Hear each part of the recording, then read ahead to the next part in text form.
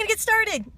Hi everyone, my name is AnnickMagac. I am the author of Clear, a motivational speaker and a coach. And I am on my way to Connecticut actually. And I just wanted to pull over and do a little scope because I was just thinking about this and I was kind of cracking myself up, which often happens when you are on a long trip by yourself. And I always take my road trips and listen to podcasts because it's a great time for personal development and learning.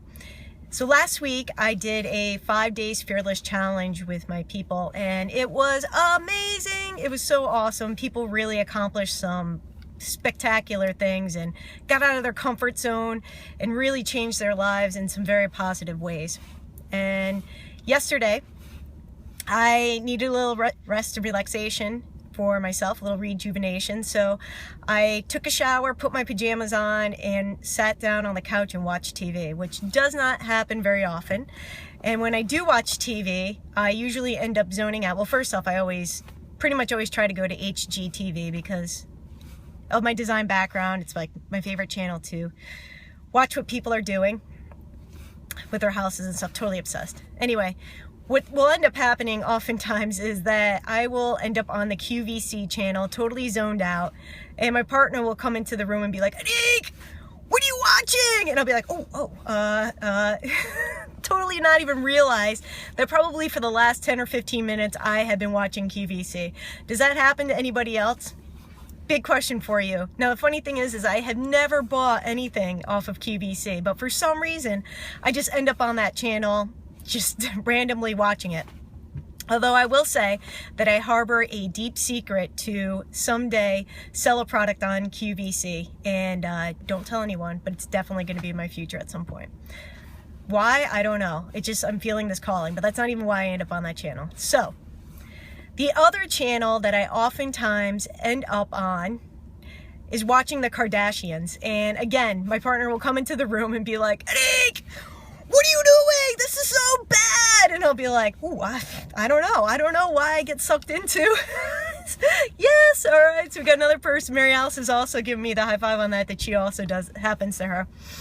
And yesterday I ended up watching some of the Kardashians and I was dying because it was an episode about where one of the sisters, the older three, was complaining about how she felt left out and that they were supposed to launch an app and it didn't happen. And so she's like complaining to her mom about like, oh my God, like I just had a baby and I don't understand why you guys aren't, including me on all this stuff. And her mom's basically calling out her bullshit and being like, listen, you didn't make any of the meetings. You kept saying that you had all these issues, la da da da da da da. But the daughter was totally into her victimhood. Kim Kardashian gets on and says to her, this really got me. She's like, exactly. Kim Kardashian goes to her, she's like, oh my God. She's like, do you know how many people in the world have babies and work like 10 different jobs? I don't know what your problem is. And I laughed and I laughed and I laughed because I was like, Kim, high five, man. Way to call your sister out on her bullshit, because it's true.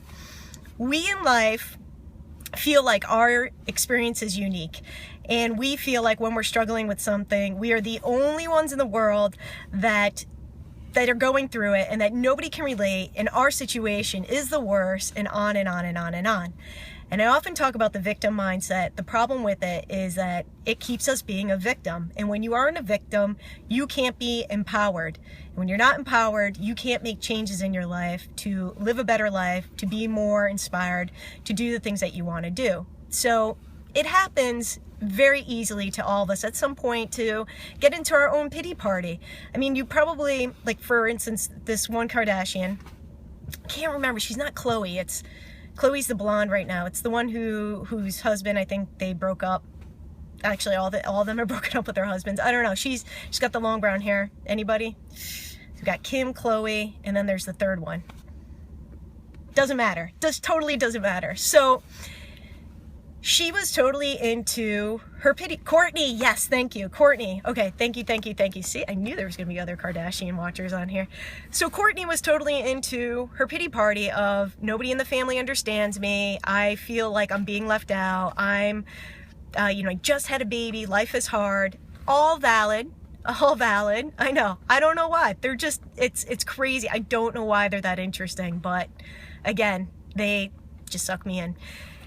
And she was so into it that she couldn't see the situation for what it was. And like her mom gave her a very valid thing. Like, you didn't make the meetings. You missed your own deadlines. Like, unless I'm like tying you're chaining you to a fence to do this, you chose not to do it. And that's a big point, is that when we want to make changes in our life and we don't actually take the steps to do it, it's really just this wishy-washy thing of like, yeah, I want to lose weight. Yeah, I want to get a new job. Yeah, I want to be in a relationship. If you're not doing anything about it, then it's never going to happen. And you trying to blame other people in your life is a waste of time. It's okay. Sometimes you're going to let yourself down. Like, it's going to happen. Sometimes, you're just not going to follow through on what you want. But it doesn't mean that can't change at any point in time. So, like Kim Kardashian says, no matter what's going on in your life, and I'm going to build on that, you have the power to just make the choice to say, okay, I'm going to change it. From here on out, I'm going to change it. If this, in Courtney's life, that app, having her own personal app, was important to her, if it was that important to her, she would have taken every single step, every opportunity that was laid out to her to make it happen. And that's all. And if it's not that important to you, then no big deal. It's not that important to you right now at this point. If you've decided you want to lose weight and you're not making any changes in your life to make that happen, then maybe you really just need to take a look and say, okay, maybe this just isn't all that important to me right now.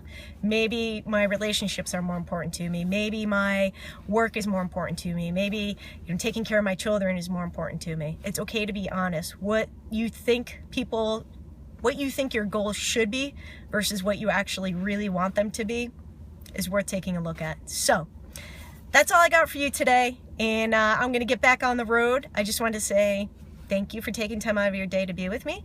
And if you have any questions for me, please reach out to me on social media at AnnickMagac, AnnickMagac. Bye, Mary Alice.